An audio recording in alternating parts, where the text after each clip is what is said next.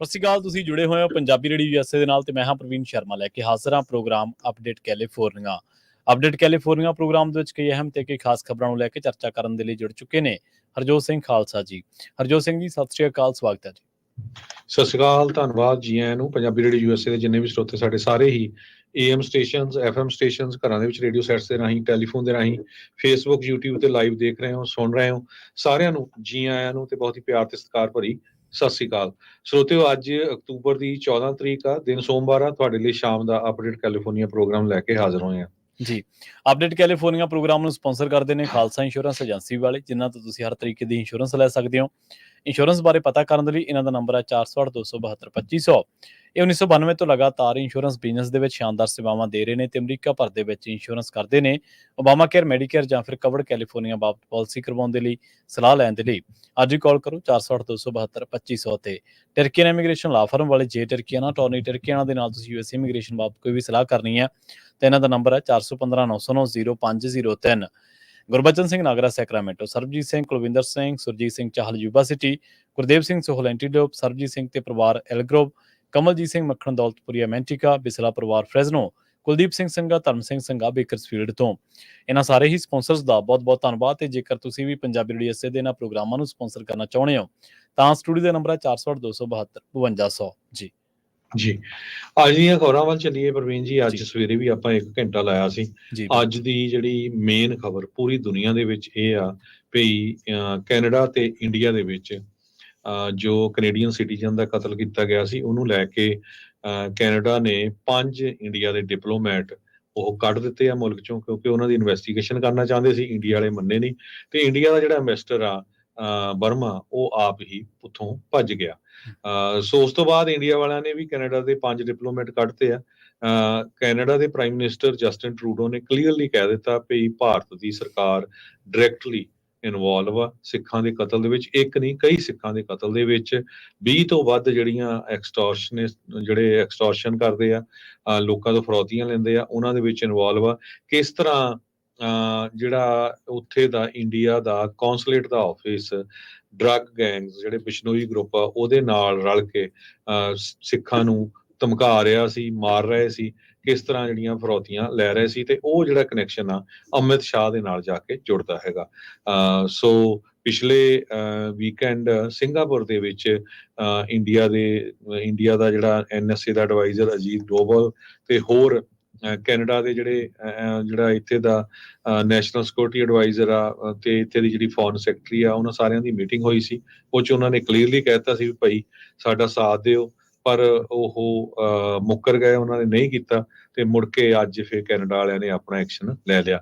ਉਸ ਸੰਬੰਧ ਦੇ ਵਿੱਚ ਜਿੰਨੇ ਵੀ ਸਾਡੇ ਸਰੋਤੇ ਜੇ ਮਿਸ ਕਰ ਗਏ ਹੋ, ਸਾਡਾ ਸਵੇਰ ਦਾ 1 ਘੰਟੇ ਦਾ ਪ੍ਰੋਗਰਾਮ ਦੇਖ ਲਿਓ, ਜੀ ਬਿਲਕੁਲ। 9 ਤੋਂ 10 ਜਿਹੜਾ ਕਰਦੇ। ਤੇ ਦੂਸਰਾ ਜਿਹੜਾ ਕੈਨੇਡਾ ਦੇ ਪ੍ਰਾਈਮ ਮਿਨਿਸਟਰ ਨੇ ਲਾਈਵ ਜਿਹੜੀ ਪ੍ਰੈਸ ਕਾਨਫਰੰਸ ਕੀਤੀ ਸੀ, ਉਹ ਵੀ ਸਾਡੇ ਪੰਜਾਬੀ ਰੇਡੀਓ ਯੂਐਸਏ ਦੇ ਫੇਸਬੁੱਕ ਦੇ ਉੱਤੇ ਪਈ ਹੈਗੀ ਆ, YouTube ਤੇ, ਉਹ ਤੁਸੀਂ ਦੇਖ ਸਕਦੇ ਹੋ। ਸੋ ਉਹਦੇ ਨਾਲ ਜਿਹੜੇ ਮਿਸ ਕਰ ਗਏ ਆ, ਉਹ ਪੂਰੇ ਦਾ ਪੂਰਾ ਤੁਸੀਂ ਪ੍ਰੋਗਰਾਮ ਦੇਖ ਸਕਦੇ ਹੋ। ਪਰ ਅੱਜ ਦੁਨੀਆ ਦੇ ਜਿੰਨੇ ਵੀ ਮੇਜਰ ਨਿਊਜ਼ ਆਊਟਲੈਟ ਆ, ਚਾਹੇ ਉਹ ਨਿਊਯਾਰਕ ਟਾਈਮ ਆ, CNN ਆ, ਚਾਹੇ ਉਹ ਫੌਕਸ ਆ, ਗਲੋਬ ਐਂਡ ਮੇਲ ਆ, BBC ਆ, ਵਾਲ ਸਟਰੀਟ ਜਰਨਲ ਆ, ਸਾਰਿਆਂ ਨੇ ਆਪਣੇ ਫਰੰਟ ਪੇਜ ਦੇ ਉੱਤੇ ਜਿਹੜਾ ਇਹ ਇੰਡੀਆ ਦਾ ਕਿੱਦਾਂ ਜਲੂਸ ਨਿਕਲ ਰਿਹਾ, ਉਹ ਸਾਰਾ ਸ਼ੋਅ ਕੀਤਾ ਹੈਗਾ। ਸੋ ਹੁਣ ਸ਼ਾਮ ਦੀਆਂ ਖਬਰਾਂ ਸਾਡੀਆਂ ਮੋਸਟਲੀ ਆਪਣੀ ਸਟੇਟ ਕੈਲੀਫੋਰਨੀਆ, ਜਿਹੜੀ ਗੋਲਡਨ ਸਟੇਟ ਆ, ਉਹਦੇ ਨਾਲ ਰਿਲੇਟਡ ਹੁੰਦੀਆਂ। ਕੈਲੀਫੋਰਨੀਆ ਦੇ ਵਿੱਚ ਕਹਿੰਦੇ ਵੀ ਜਿਹੜਾ ਬੇ ਏਰੀਆ ਆ, ਇਹ ਬੜਾ ਮਹਿੰਗਾ ਏਰੀਆ ਹੈਗਾ। ਬੇ ਏਰੀਏ ਦੇ ਵਿੱਚ 47% ਲੋਕ ਜਿਹੜੇ ਆ, ਨਵਾਂ ਸਰਵੇ ਕੀਤਾ ਗਿਆ ਬੇ ਏਰੀਆ ਨਿਊਜ਼ ਗਰੁੱਪ ਤੇ ਜੁਆਇੰਟ ਵੈਂਚਰ ਸਿਲੀਕਨ ਵੈਲੀ ਪੋਲਸ ਵੱਲੋਂ, ਕਹਿੰਦੇ ਵੀ 47% ਲੋਕ ਕਹਿੰਦੇ ਵੀ ਅਸੀਂ ਬੇ ਏਰੀਆ ਨੂੰ ਛੱਡ ਕੇ ਜਾਣਾ ਚਾਹੁੰਦੇ ਹਾਂ। 52% ਪਿਛਲੇ ਸਾਲ ਸੀ ਤੇ ਉਸ ਤੋਂ ਪਹਿਲਾਂ 56% ਸੀ। ਸੋ ਮੈਜੋਰਿਟੀ ਆਫ ਦਾ ਪੀਪਲ ਜਿਹੜੇ ਬੇ ਏਰੀਆ ਨੂੰ ਛੱਡ ਕੇ ਹੋਰ ਸ਼ਹਿਰਾਂ ਦੇ ਵਿੱਚ ਜਾਂ ਹੋਰ ਸਟੇਟਾਂ ਦੇ ਵਿੱਚ ਜਾਣਾ ਚਾਹੁੰਦੇ ਆ, ਉਹਨਾਂ ਦਾ ਮੇਨ ਕਾਰਨ ਉਹਨਾਂ ਨੇ ਜਿਹੜਾ ਹਾਊਸਿੰਗ ਕਾਸਟ ਦੱਸਿਆ ਵੀ ਘਰਾਂ ਦੀ ਕੀਮਤਾਂ ਬਹੁਤ ਹਾਈ ਆ, ਰੈਂਟ ਬਹੁਤ ਹਾਈ। ਜੀ ਬਿਲਕੁਲ। ਸੋ ਅਗਲੀ ਖਬਰ ਦੇ ਵੱਲ ਵਧੀਏ। ਅਗਲੀ ਖਬਰ ਆਪਣੀ ਫ੍ਰੈਜ਼ਨੋ ਤੋਂ ਆ ਰਹੀ ਹੈ। ਫ੍ਰੈਜ਼ਨੋ ਦੇ ਵਿੱਚ ਜਿਵੇਂ ਲੁੱਟ-ਖੋਹ ਦੀਆਂ ਵਾਰਦਾਤਾਂ ਜਿਹੜੀਆਂ ਨੇ, ਉਹ ਕ੍ਰਾਈਮ ਵੱਧਦਾ ਜਾ ਰਿਹਾ। ਕ੍ਰਾਈਮ ਲੋਕਾਂ ਲਈ ਬਹੁਤ ਵੱਡੀ ਸਿਰਦਰਦੀ ਬਣਿਆ ਹੋਇਆ। ਫ੍ਰੈਜ਼ਨੋ ਪੁਲਿਸ ਹੁਣ ਇੱਕ ਸ਼ੱਕੀ ਦੀ ਭਾਲ ਕਰ ਰਹੀ ਹੈ, ਜਿਹਨੇ 7-11 ਸਟੋਰ ਦੇ ਉੱਤੇ ਰੋਬਰੀ ਦੀ ਵਾਰਦਾਤ ਨੂੰ ਅੰਜਾਮ ਦਿੱਤਾ ਹੈ। ਆਪਾਂ 7-11 ਸਟੋਰ ਦੇ ਬਾਰੇ ਲੰਘੇ ਦਿਨੀ ਇਸ ਚੇਨ ਦੇ ਬਾਰੇ ਖਬਰ ਸਾਂਝੀ ਕੀਤੀ ਸੀਗੀ ਕਿ ਇਹ ਚੇਨ ਜਿਹੜੀ ਹੈ US ਕੈਨੇਡਾ ਦੇ ਵਿੱਚ ਜਿੰਨੇ ਵੀ ਇਹਨਾਂ ਦੇ ਸਟੋਰ ਨੇ, ਉਹਦਾ 3 ਤੋਂ 4% ਜਿਹੜਾ ਬੰਦ ਕਰਨ ਜਾ ਰਹੀ ਹੈ, ਜਿਹਦੇ ਕਰਕੇ ਕੁੱਲ ਗਿਣਤੀ ਜਿਹੜੀ ਆ ਉਹ 400 ਦੇ ਕਰੀਬ ਬਣਦੀ ਆ ਸਟੋਰਾਂ ਦੀ। ਹੁਣ ਪਤਾ ਲੱਗਿਆ ਕਿ ਇਹ ਜਿਹੜਾ 7-11 ਸਟੋਰ ਆ, ਉਹ ਕਲਿੰਟਨ ਐਵੀਨਿਊ ਦੇ ਉੱਤੇ, ਜਿਹੜਾ ਸੀਡਰ ਦੇ ਉੱਤੇ ਪੈਂਦਾ, ਇਹਨਾਂ ਇਲਾਕਿਆਂ ਦੇ ਵਿੱਚ ਇੱਥੇ ਵਾਰਦਾਤ ਨੂੰ ਅੰਜਾਮ ਦਿੱਤਾ ਗਿਆ। ਜਿਹੜਾ ਸਟੋਰ ਦਾ ਕਲਰਕ ਆ, ਉਹਨੇ ਇੱਕ ਪੁਲਿਸ ਨੂੰ ਜਦੋਂ ਜਾਣਕਾਰੀ ਦਿੱਤੀ ਤਾਂ ਉਹਨਾਂ ਨੇ ਕਿਹਾ ਕਿ ਇੱਕ ਜਿਹੜਾ ਸ਼ੱਕੀ ਹੈ, ਉਹਨੇ ਗਨ ਪੁਆਇੰਟ ਦੇ ਉੱਤੇ ਜਿਹੜਾ ਇਸ ਲੁੱਟ ਦੀ ਵਾਰਦਾਤ ਨੂੰ ਅੰਜਾਮ ਦਿੱਤਾ। ਇਸ ਮਾਮਲੇ ਦੇ ਵਿੱਚ ਕੋਈ ਇੰਜਰੀ ਤਾਂ ਰਿਪੋਰਟ ਨਹੀਂ ਹੋਈ, ਪਰ ਦੱਸਿਆ ਵੀ ਗਿਆ ਕਿ ਸਟੋਰ ਦੇ ਵਿੱਚੋਂ ਕਿੰਨੀ ਕੈਸ਼ ਚੋਰੀ ਹੋਈ ਹੈ ਜਾਂ ਕਿਹੜੀਆਂ-ਕਿਹੜੀਆਂ ਚੀਜ਼ਾਂ ਉਹ ਚੋਰੀ ਕਰਕੇ ਲਿਆ, ਇਹਦੇ ਬਾਰੇ ਵੀ ਹਾਲੇ ਪੁਲਿਸ ਨੇ ਕੋਈ ਜ਼ਿਆਦਾ ਖੁੱਲ੍ਹ ਕੇ ਨਹੀਂ ਦੱਸਿਆ। ਅਥਾਰਟੀਜ਼ ਇਹ ਗੱਲ ਕਹਿ ਰਹੀਆਂ ਨੇ ਕਿ ਅਸੀਂ ਇਸ ਮੈਟਰ ਨੂੰ ਜਿਹੜਾ ਇਨਵੈਸਟੀਗੇਟ ਕਰ ਰਹੇ ਹਾਂ, ਤੇ ਦੱਸਿਆ ਜਾ ਰਿਹਾ ਕਿ ਸਸਪੈਕਟ ਹੈ, ਜਿਹੜਾ ਸ਼ੱਕੀ ਹੈ, ਉਹਦੀ ਭਾਲ ਵੀ ਜਾਰੀ ਹੈ, ਤੇ ਉਹਦੀ ਆਇਡੈਂਟੀਟੀ ਜਿਹੜੀ ਆ ਉਹ ਹਲੇ ਰਿਲੀਜ਼ ਜਾਂ ਉਹਦੇ ਬਾਰੇ ਪੁਲਿਸ ਨੇ ਕਿਹਾ ਕਿ ਹਲੇ ਉਹਨੂੰ ਆਇਡੈਂਟੀਫਾਈ ਕਰਨ ਦੀ ਅਸੀਂ ਜਾਣਕਾਰੀ ਜਿਹੜੀ ਦੱਸ ਰਹੇ ਹਾਂ। ਇਹ ਜਿਹੜਾ ਕਲਿੰਟਨ ਤੇ ਸੀਡਰ ਦਾ ਇਲਾਕਾ ਜਿਹੜਾ, ਉਹ ਬਿਲਕੁਲ ਉਹਨਾਂ ਇਲਾਕਿਆਂ ਦੇ ਵਿੱਚ ਨੇੜੇ ਪੈਂਦਾ ਜਿੱਥੇ ਪੰਜਾਬੀ ਰੇਡੀਓ ਐਸਏ ਦੇ ਤੁਸੀਂ ਦਫ਼ਤਰ ਜਿਹੜਾ ਫ੍ਰੈਜ਼ਨੋ ਦਾ, ਉਹਨਾਂ ਉੱਥੇ ਤੇ ਗਨ ਪੁਆਇੰਟ ਦੇ ਉੱਤੇ ਇਸ ਸ਼ੱਕੀ ਨੇ ਲੁੱਟ ਦੀ ਵਾਰਦਾਤ ਜਿਹੜੀ ਆ ਉਹਨੂੰ ਅੰਜਾਮ ਦਿੱਤਾ। ਜੀ, ਅਗਲੀ ਖਬਰ ਵੱਲ ਚੱਲੀਏ। ਜਿਹੜੇ ਸਕਾਟਰਸ ਆ, ਜਿਹੜੇ ਤੁਹਾਡੇ ਜੇ ਘਰ ਖਾਲੀ ਆ, ਉਹਦੇ ਵਿੱਚ ਉਹ ਲੋਕ ਵੜ ਜਾਣ, ਕਹਿੰਦੇ ਵੀ 30 ਦਿਨਾਂ ਬਾਅਦ ਉਹ ਆਪਣੇ ਟੈਨੈਂਸੀ ਰਾਈਟਸ ਲੈ ਸਕਦੇ ਹੈਗੇ ਆ। ਇਹ ਕੈਲੀਫੋਰਨੀਆ ਦੇ ਵਿੱਚ ਨਵਾਂ ਲਾ ਬਣਿਆ ਹੈਗਾ। ਸੋ ਦੇਖੋ ਕਿੱਦਾਂ ਦੇ ਗੰਦੇ ਲਾ ਜਿਹੜੇ ਇਹ ਬਣਾ ਰਿਹਾ ਵੀ ਤੁਹਾਡੀ ਪ੍ਰਾਪਰਟੀ 'ਚ ਜੇ ਧੱਕੇ ਨਾਲ ਕੋਈ ਵੜ ਗਿਆ, ਤੁਸੀਂ ਹੈ ਨਹੀਂ, 30 ਦਿਨ ਰਹਿ ਗਿਆ ਤੇ ਉਹ ਉੱਥੇ ਰਹਿ ਸਕਦਾ, ਤੇ ਜੇ ਕਿਤੇ 5 ਸਾਲ ਉਹ ਪ੍ਰਾਪਰਟੀ ਟੈਕਸ ਦਿੰਦਾ ਰਿਹਾ ਤੇ ਉਹ ਪ੍ਰਾਪਰਟੀ ਉਹਦੀ ਬਣ ਜਾਣੀ ਆ। ਜੀ ਹਾਂ, ਸੋ ਇਹ ਕੇਸ ਇਦਾਂ ਦੇ ਬਹੁਤ ਜ਼ਿਆਦਾ ਇਹ ਹੈਗੇ ਆ। ਬਹੁਤ ਸਾਰੀਆਂ ਸਕੈਟਰ ਸਟੋਰੀਜ਼ ਆਊਟ ਆਫ ਕੈਲੀਫੋਰਨੀਆ ਆਈਆਂ, ਕਿਸ ਤਰ੍ਹਾਂ ਹਾਲੀਵੁੱਡ ਦੇ ਵਿੱਚ 2 ਘਰਾਂ 'ਚ ਉਹਨਾਂ ਨੇ ਕਬਜ਼ਾ ਕਰ ਲਿਆ। ਇੱਕ ਬੈਵਰਲੀ ਹਿਲ 'ਚ $5 ਮਿਲੀਅਨ ਦਾ ਘਰ ਸੀ, ਉੱਥੇ ਸਕਾਟਰਸ ਵੜ ਗਏ, ਤੇ ਜਦੋਂ ਪੁਲਿਸ ਨੂੰ ਕਾਲ ਕੀਤਾ ਗਿਆ, ਉਹ ਕਹਿੰਦੇ ਇਹ ਤਾਂ ਸਿਵਲ ਮੈਟਰ ਆ, ਅਸੀਂ ਨਹੀਂ ਇਹਦੇ ਵਿੱਚ ਆ ਸਕਦੇ ਹੈਗੇ, ਤੇ ਝੂਠੇ ਉਹਨੀ ਰੈਂਟਲ ਐਗਰੀਮੈਂਟ ਕ੍ਰੀਏਟ ਕਰ ਲੈ। ਸੋ ਇਹ ਬਹੁਤ ਵੱਡੀ ਜਿਹੜੀ ਆ ਇੱਕ ਤਰ੍ਹਾਂ ਦੇ ਨਾਲ ਪ੍ਰੋਬਲਮ ਕੈਲੀਫੋਰਨੀਆ ਦੇ ਵਿੱਚ ਚੱਲ ਰਹੀ ਹੈਗੀ ਆ। ਬਹੁਤ ਸਾਰੇ ਕੈਲੀਫੋਰਨੀਆ ਦੇ ਵਿੱਚ ਜਿਹੜੀਆਂ ਲਾ ਫਰਮਸ ਆ, ਉਹਨਾਂ ਦੇ ਵੈਬਸਾਈਟ ਤੇ ਸ਼ੋ ਕਰਦੇ ਆ 30 ਦਿਨਾਂ ਤੋਂ ਬਾਅਦ ਪੇ ਜਿਹੜੇ ਸਕਾਟਰਸ ਆ, ਉਹਨਾਂ ਨੂੰ ਓਨਰਸ਼ਿਪ ਨਹੀਂ ਗ੍ਰਾਂਟ ਕੀਤੀ ਜਾ ਸਕਦੀ, ਪਰ ਟੈਨੈਂਸੀ ਰਾਈਟਸ ਗ੍ਰਾਂਟ ਕੀਤੇ ਜਾ ਸਕਦੇ ਹੈਗੇ ਆ। ਜਦੋਂ ਲੈਂਡਲੋਰਡ ਜਿਹੜੇ ਸਕਾਟਰਸ ਆ, ਉਹਨਾਂ ਨੂੰ ਰਿਟਰਨ ਨੋਟਿਸ ਦੇ ਦਿੰਦਾ ਖਾਲੀ ਕਰਨ ਦੀ ਪ੍ਰਾਪਰਟੀ, ਤੇ ਉਹ ਨਹੀਂ ਛੱਡਦੇ, ਤੇ ਅਨਲਾਫੁਲ ਡਿਟੇਨਰ ਲਾ ਸੂਟ ਫਾਈਲ ਕੀਤਾ ਜਾਂਦਾ ਕੋਰਟ ਦੇ ਵਿੱਚ, ਤੇ ਉਹ ਕਈ ਵਾਰ ਕਈ ਮਹੀਨੇ ਲੱਗ ਜਾਂਦੇ ਆ ਤੇ ਇਸ ਚੱਕਰ ਦੇ ਵਿੱਚ। ਸੋ ਕੈਲੀਫੋਰਨੀਆ ਦੇ ਜਿਹੜੇ ਲਾਜ਼ ਆ, ਉਹ ਓਨਰ ਫ੍ਰੈਂਡਲੀ ਨਹੀਂ, ਇਸ ਟਾਈਮ ਟੈਨੈਂਟ ਫ੍ਰੈਂਡਲੀ ਹੈਗੇ ਆ, ਤੇ ਬਹੁਤ ਸਾਰੇ ਲੋਕ ਇਸ ਨੂੰ ਮਿਸਯੂਜ਼ ਕਰ ਰਹੇ ਆ। ਜੀ, ਅਗਲੀ ਖਬਰ ਦੇ ਵੱਲ ਵਧੀਏ ਤੇ ਆਪਾਂ ਗੱਲ ਕਰੀਏ ਉਹਨਾਂ ਇਲਾਕਿਆਂ ਦੀ ਜਿੱਥੇ ਇਸ ਟਾਈਮ ਨਾਰਥ ਕੈਰੋਲਾਈਨਾ ਸਮੇਤ ਜਿੱਥੇ ਜਿਹੜਾ ਤੂਫਾਨ ਆ, ਹਰੀਕੇਨ ਆ, ਉਹਨੇ ਕਾਫੀ ਆਬਾਦੀ ਜਿਹੜੀ ਉਹਨੂੰ ਪ੍ਰਭਾਵਿਤ ਕੀਤਾ ਤੇ ਬਹੁਤ ਭਾਰੀ ਤਬਾਹੀ ਮਚਾਈ ਹੈ। ਹੁਣ ਉੱਥੇ ਫੈਡਰਲ ਐਮਰਜੈਂਸੀ ਜਿਹੜੇ ਵਰਕਰਸ ਨੇ, ਉਹ ਉੱਥੇ ਕੰਮ ਕਰ ਰਹੇ ਨੇ, ਮੈਨੇਜਮੈਂਟ ਏਜੰਸੀ ਦੇ EMPLOYEES ਨੇ, ਉਹਨਾਂ ਨੂੰ ਹੁਣ ਲਗਾਤਾਰ ਥ੍ਰੈਟ ਕੀਤਾ ਜਾ ਰਿਹਾ ਸੀਗਾ। ਹਰੀਕੇਨ ਹੈਲਨ ਨੇ ਇਹਨਾਂ ਇਲਾਕਿਆਂ ਨੂੰ, ਨਾਰਥ ਕੈਰੋਲਾਈਨਾ ਦੇ ਵੈਸਟਰਨ ਦੇ ਜਿਹੜੇ ਇਲਾਕੇ ਆ, ਉਹਨਾਂ ਦੇ ਵਿੱਚ ਇਹਨਾਂ ਇਲਾਕਿਆਂ ਨੂੰ ਪ੍ਰਭਾਵਿਤ ਕੀਤਾ ਸੀਗਾ। ਤੇ ਇਸ ਮਾਮਲੇ ਦੇ ਵਿੱਚ ਹੁਣ ਪੁਲਿਸ ਨੇ ਜਾਣਕਾਰੀ ਦਿੱਤੀ ਹੈ ਕਿ ਵਿਲੀਅਮ ਜੈਕਬ ਪੈਰਸਨ ਜਿਹੜਾ, ਉਹ 44 ਸਾਲ ਦਾ ਬੋਸਟਿਕ ਦਾ ਉਹ ਰਹਿਣ ਵਾਲਾ, ਤੇ ਉਹਨੂੰ ਜਿਹੜਾ ਉਹ ਅਰੈਸਟ ਕੀਤਾ ਗਿਆ ਇਸੇ ਮਾਮਲੇ ਦੇ ਚੱਲਦਿਆਂ। ਫੇਮਾ ਤੇ US ਫੋਰੈਸਟ ਸਰਵਿਸ ਜਿਹੜੇ ਅਧਿਕਾਰੀ ਨੇ, ਮੁਲਾਜ਼ਮ ਨੇ, ਉਹ ਦੱਸ ਰਹੇ ਕਿ ਇਹਨਾਂ ਇਲਾਕਿਆਂ ਦੇ ਵਿੱਚ ਉਹ ਕੰਮ ਕਰ ਰਹੇ ਸੀਗੇ ਤੇ ਉਦੋਂ ਉਹਨਾਂ ਨੂੰ ਥ੍ਰੈਟ ਕੀਤਾ ਗਿਆ। ਦੱਸਿਆ ਜਾ ਰਿਹਾ ਕਿ ਜਦੋਂ ਬੰਦੇ ਕੰਮ ਕਰ ਰਹੇ ਸੀਗੇ, ਮੁਲਾਜ਼ਮ ਜਿਹੜੇ ਫੇਮਾ ਦੇ ਸੀਗੇ, ਤੇ ਉਹਨਾਂ ਨੂੰ ਉਹਨੇ ਆ ਕੇ ਡਰਾਇਆ, ਧਮਕਾਇਆ, ਤੇ ਉਹਨਾਂ ਨੂੰ ਗਾਲਾਂ ਕੱਢੀਆਂ ਤੇ ਬਹੁਤ ਮੰਦਾ ਚੰਗਾ ਬੋਲਿਆ। ਇਹਦੇ ਬਾਰੇ ਜਿਹੜੇ ਫੈਡਰਲ ਅਫੀਸ਼ੀਅਲਸ ਨੇ, ਉਹਨਾਂ ਨੇ ਕਿਹਾ ਕਿ ਜਿਹੜੇ ਅਸੀਂ ਕੰਸਰਨ ਕਰਾਂਗੇ ਡਿਪਾਰਟਮੈਂਟ ਆਫ ਹੋਮਲੈਂਡ ਸਿਕਿਉਰਿਟੀ ਦੇ ਨਾਲ ਵੀ, ਤੇ ਫੇਮਾ ਦੀ ਜਿਹੜੀ ਡਾਇਰੈਕਟਰ ਆ, ਉਹਨਾਂ ਨੇ ਵੀ ਇਸ ਗੱਲ ਦੀ ਹਾਮੀ ਭਰੀ ਆ। ਦੱਸਿਆ ਜਾ ਰਿਹਾ ਹੈ ਕਿ ਇਹ ਕੋਈ ਪਹਿਲੀ ਵਾਰ ਨਹੀਂ ਹੈ ਜਦੋਂ ਫੇਮਾ ਦੇ ਨਾਲ ਜਾਂ US ਫੋਰੈਸਟ ਸਰਵਿਸ ਪਰਸਨਲ ਆ ਜਿਹੜੇ, ਉਹਨਾਂ ਦੇ ਨਾਲ ਇਹ ਕੋਈ ਵਾਰਦਾਤ ਵਾਪਰੀ ਹੋਵੇ। ਉਹ ਕਹਿੰਦੇ ਕਿ ਪਹਿਲਾਂ ਵੀ ਕਈ ਵਾਰੀ ਸਾਨੂੰ ਮਿਸ ਇਨਫੋਰਮੇਸ਼ਨ ਦਿੱਤੀ ਗਈ ਹੈ ਕੁਝ ਲੋਕਾਂ ਦੇ ਵੱਲੋਂ, ਤੇ ਕੁਝ ਲੋਕ ਇੱਥੇ ਅਫਵਾਹਾਂ ਫੈਲਾਉਣ ਦਾ ਕੰਮ ਵੀ ਜਿਹੜਾ ਉਹ ਕਰ ਰਹੇ ਨੇ, ਤੇ ਜਿਹਦੇ ਕਰਕੇ ਰਿਕਵਰੀਜ਼ ਜਿਹੜੀਆਂ ਨੇ ਉਹ ਡਿਫਿਕਲਟ ਹੋ ਰਹੀਆਂ ਨੇ, ਤੇ ਫੈਡਰਲ ਏਜੰਸੀ ਦੇ ਜਿਹੜੇ ਆਪਰੇਸ਼ਨਸ ਨੇ ਉਹ ਪ੍ਰਭਾਵਿਤ ਹੋ ਰਹੇ ਨੇ। ਜਿਹੜੇ ਗਵਰਨਰ ਰॉय ਕੂਪਰ ਨੇ ਉਹਨਾਂ ਨੇ ਇਹ ਗੱਲ ਕਹੀ ਹੈ ਕਿ ਜਿਹੜੇ ਵੀ ਬੰਦੇ ਇਹਨਾਂ ਏਜੰਸੀਆਂ ਦੇ ਕੰਮਕਾਰ ਦੇ ਵਿੱਚ, ਜਾਂ ਜਿਹੜੇ ਲਾਅ ਇਨਫੋਰਸਮੈਂਟ ਦੇ ਨਾਲ ਜੁੜੇ ਲੋਕ ਨੇ, ਜਾਂ ਜਿਹੜੇ ਫੋਰੈਸਟ ਡਿਪਾਰਟਮੈਂਟ ਦੇ ਨਾਲ ਜੁੜੇ ਨੇ, ਜਾਂ ਫੇਮਾ ਦੇ ਨਾਲ ਜੁੜੇ ਨੇ, ਜਿਹੜੇ ਉਹਨਾਂ ਦੇ ਕੰਮ ਦੇ ਵਿੱਚ ਵਿਘਨ ਪਾ ਰਹੇ ਨੇ, ਉਹਨਾਂ ਨੂੰ ਅਸੀਂ ਬਖਸ਼ਾਂਗੇ ਨਹੀਂ, ਤੇ ਉਹਨਾਂ ਦੇ ਖਿਲਾਫ ਸਖਤ ਜਿਹੜੀ ਕਾਰਵਾਈ ਆ ਉਹ ਕਰਾਂਗੇ। ਤੇ ਦੱਸਿਆ ਜਾ ਰਿਹਾ ਕਿ ਉਸ ਤੋਂ ਬਾਅਦ ਥ੍ਰੈਟ ਜਿਹੜਾ ਉਹ ਉਸ ਨਾਲ ਸੰਬੰਧਿਤ ਬੰਦੇ ਨੂੰ ਜਿਹੜਾ ਉਹ ਅਰੈਸਟ ਕਰ ਲਿਆ ਗਿਆ ਸੀਗਾ, ਤੇ ਬਾਅਦ ਦੇ ਵਿੱਚ ਪਤਾ ਲੱਗਿਆ ਕਿ ਇਸ ਬੰਦੇ ਨੇ ਥ੍ਰੈਟ ਜਿਹੜਾ ਉਹ ਖਾਲੀ ਹੱਥ ਨਹੀਂ ਸੀ ਦਿੱਤਾ, ਸਗੋਂ ਇਹਦੇ ਕੋਲ ਉਸ ਸਮੇਂ ਇੱਕ ਰਾਈਫਲ ਵੀ ਸੀਗੀ। ਜੀ ਜੀ ਬਿਲਕੁਲ। ਅਗਲੀ ਖਬਰ ਵੱਲ ਚੱਲੀਏ, ਕੁਝ ਸੈਕਰਾਮੈਂਟੋ ਦੇ ਨਾਲ ਰਿਲੇਟਡ ਹੈ। ਇੱਕ ਅੱਜ ਬਿਗ ਰਿਗ ਟਰੱਕ ਦਾ ਐਕਸੀਡੈਂਟ ਹੋਇਆ ਹਾਈਵੇ 80 ਦੇ ਉੱਤੇ, ਰੀਡ ਐਵਨਿਊ ਜਿਹੜਾ ਔਨ ਰੈਂਪ ਹੈਗਾ, ਤੇ ਉਸ ਤੋਂ ਬਾਅਦ ਕਾਫੀ ਲੰਮਾ ਸਮਾਂ ਜਿਹੜਾ ਇਸ ਹਾਈਵੇ ਦੇ ਉੱਤੇ 80 ਦੇ ਟ੍ਰੈਫਿਕ ਜਿਹੜਾ ਸ਼ਟਡਾਊਨ ਰਿਹਾ। ਇਹ ਦੁਪਹਿਰੇ 1 ਵਜੇ ਦੇ ਕਰੀਬ ਵਾਪਰਿਆ ਸੀ। ਉਸ ਤੋਂ ਬਾਅਦ ਫਿਰ ਆਫਟਰਨੂਨ ਦੇ ਵਿੱਚ ਜਿਹੜਾ ਆ ਇੱਕ ਲਾਈਨ ਖੋਲੀ ਗਈ, ਤੇ ਹੁਣ ਹੋਪਫੁਲੀ ਸਾਰੀਆਂ ਲਾਈਨਾਂ ਜਿਹੜੀਆਂ ਆ ਖੋਲੀਆਂ ਹੋ ਸਕਦੀਆਂ ਹੈਗੀਆਂ। ਪਰ ਇੱਕ ਟਾਈਮ ਦੇ ਉੱਤੇ ਸਾਰੀਆਂ ਦੀਆਂ ਸਾਰੀਆਂ ਲੇਨਸ ਬਲੌਕ ਕਰ ਦਿੱਤੀਆਂ ਗਈਆਂ ਸੀਗੀਆਂ ਈਸਟ ਬਾਉਂਡ ਇੰਟਰਸਟੇਟ 80 ਦੇ ਉੱਤੇ ਨੀਅਰ ਰੀਡ ਐਵਨਿਊ। ਸੋ ਕਿਉਂਕਿ ਮਲਟੀਪਲ ਵਹੀਕਲ ਕੋਲੀਜਨ ਹੋਇਆ ਸੀ, ਬਹੁਤ ਸਾਰੀਆਂ ਕਾਰਾਂ ਇਹਦੇ ਵਿੱਚ ਇਨਵੋਲਵ ਸੀਗੀਆਂ। ਦੂਜੀ ਖਬਰ ਵੀ ਸੈਕਰਾਮੈਂਟੋ ਤੋਂ ਆ ਰਹੀ ਹੈਗੀ ਆ।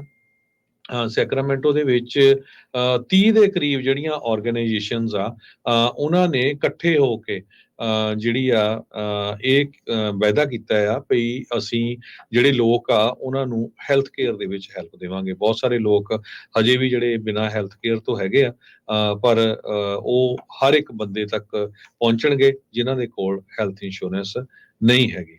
ਇਸੇ ਤਰ੍ਹਾਂ ਇੱਕ ਸੈਕਰਾਮੈਂਟੋ ਤੋਂ ਹੋਰ ਖਬਰ ਆਉਂਦੀ ਆ ਵੀ ਜਿੱਥੇ ਸੈਕਰਾਮੈਂਟੋ ਦੇ ਵਿੱਚ ਇੱਕ ਗੱਡੀ ਦੇ ਉੱਤੇ ਜਿਹੜੀਆਂ ਗੋਲੀਆਂ ਚਲਾਈਆਂ ਗਈਆਂ, ਤੇ ਉਹਦੇ ਵਿੱਚ ਲੱਕਲੀ ਜਿਹਦੇ ਤੇ ਗੋਲੀਆਂ ਚਲਾਈਆਂ ਗਈਆਂ ਉਹ ਉਸ ਨੂੰ ਜ਼ਿਆਦਾ ਜਾਨੀ ਨੁਕਸਾਨ ਨਹੀਂ ਹੋਇਆ, ਉਹਦਾ ਬਚ ਗਿਆ। ਸ਼ੈਰਿਫ ਸਪੋਕਸਪਰਸਨ ਸਰਜੈਂਟ ਅਮਰ ਗਾਂਧੀ ਉਹਨਾਂ ਨੇ ਇਹ ਦੱਸਿਆ ਵੀ ਵਿਦਿਨ 2 ਆਵਰਸ ਜਿਹੜੇ ਡਿਪਟੀ ਸੀ ਉਹਨਾਂ ਨੇ ਆਇਡੈਂਟੀਫਾਈ ਕਰ ਲਿਆ ਕਿ ਕਿਹੜੇ ਬੰਦੇ ਨੇ ਜਿਹੜੀਆਂ ਗੋਲੀਆਂ ਚਲਾਈਆਂ ਹੈਗੀਆਂ, ਤੇ ਉਹਨਾਂ ਨੇ ਜਿਹੜੀ ਆਪਣੀ ਕਾਰ ਆ ਉਹ ਛੱਡ ਕੇ ਭੱਜ ਗਏ ਸੀ।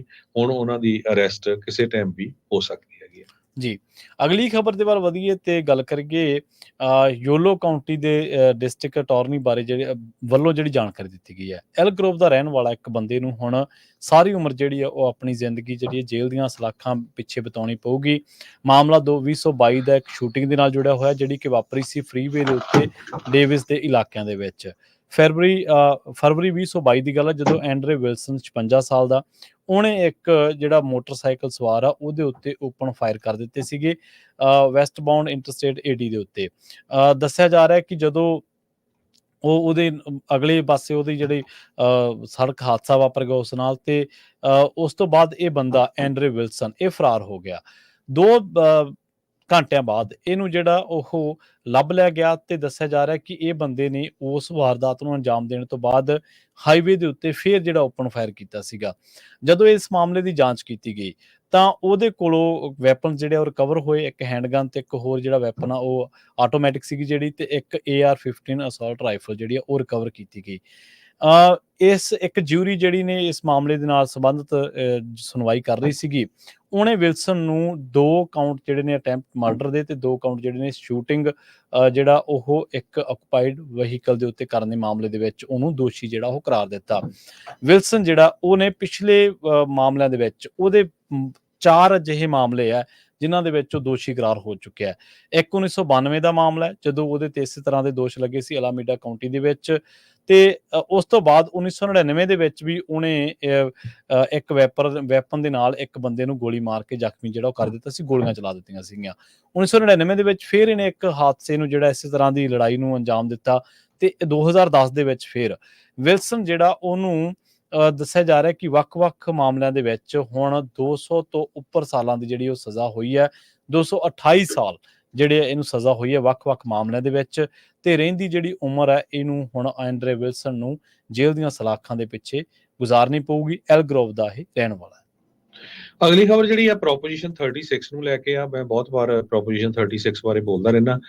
ਪ੍ਰੋਪੋਜੀਸ਼ਨ 36 ਦਾ ਮਤਲਬ ਇਹ ਆ ਕਿ ਜੇ ਤੁਸੀਂ ਯੈਸ ਵੋਟ ਪਾਓਗੇ, ਉਹਦੇ ਨਾਲ ਜਿਹੜੇ ਲੋਕ ਬਾਰ-ਬਾਰ ਕ੍ਰਾਈਮ ਕਰਦੇ ਆ, ਜਿਹੜੇ ਫੈਂਟਲਿਨ ਸੈਲ ਕਰਦੇ ਆ, ਉਹਨਾਂ ਨੂੰ ਸਖਤ ਸਜ਼ਾਵਾਂ ਹੋਣਗੀਆਂ, ਫੈਲਨੀ ਹੋਊਗੀ।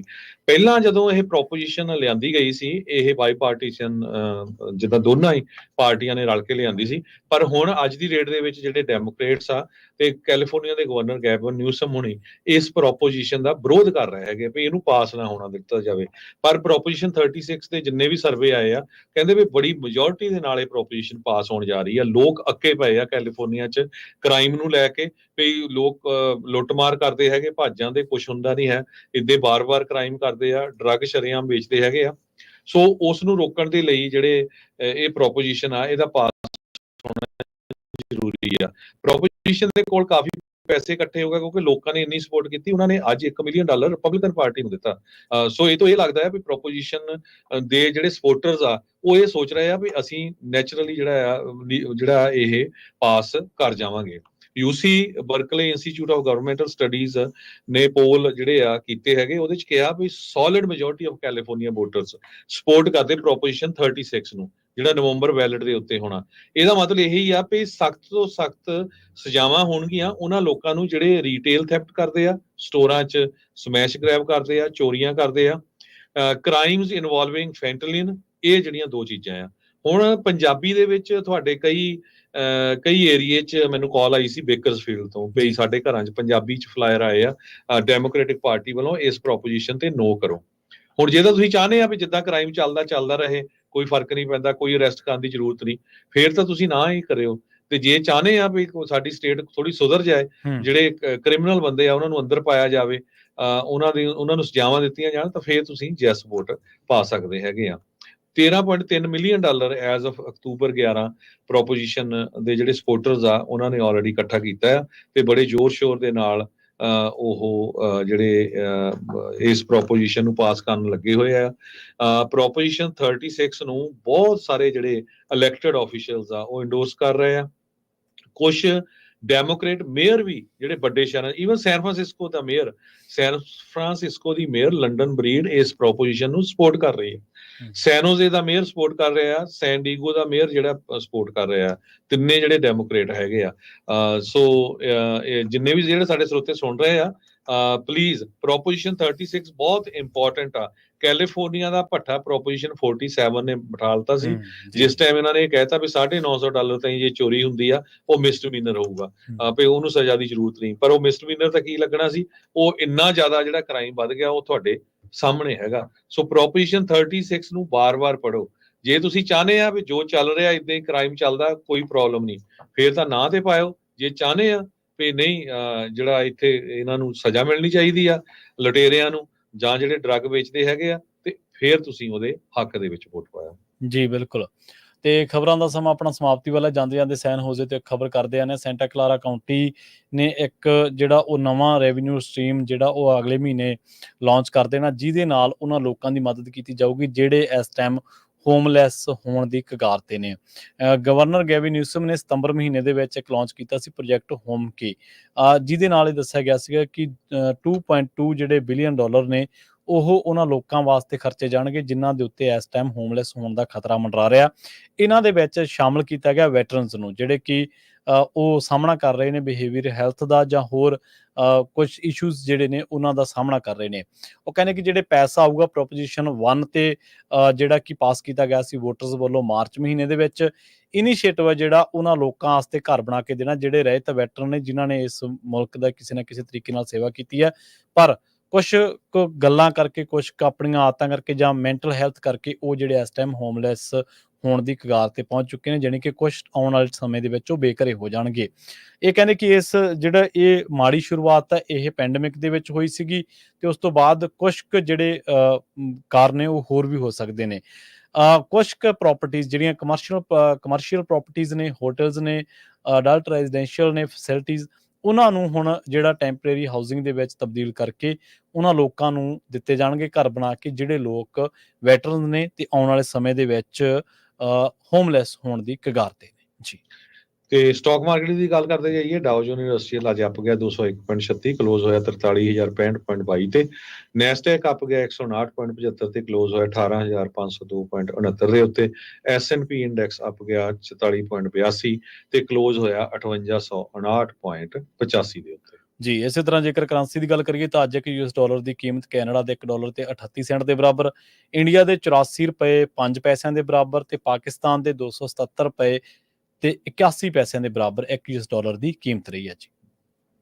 ਸੋ ਇੱਥੇ ਹੀ ਸਰੋਤਿਆਂ ਤੋਂ ਇਜਾਜ਼ਤ ਲੈਂਦੇ ਹਾਂ, ਮੇਰੇ ਹਰਜੋਤ ਸਿੰਘ ਵੱਲੋਂ ਤੇ ਪ੍ਰਵੀਨ ਸ਼ਰਮਾ ਵੱਲੋਂ। ਤੁਹਾਨੂੰ ਸਾਰਿਆਂ ਨੂੰ ਬਹੁਤ ਹੀ ਪਿਆਰ ਤੇ ਸਤਿਕਾਰ ਭਰੀ ਸਤਿ ਸ੍ਰੀ ਅਕਾਲ ਤੇ ਸੁਣਦੇ ਰਹੋ ਪੰਜਾਬੀ ਰੇਡੀਓ USA। USA।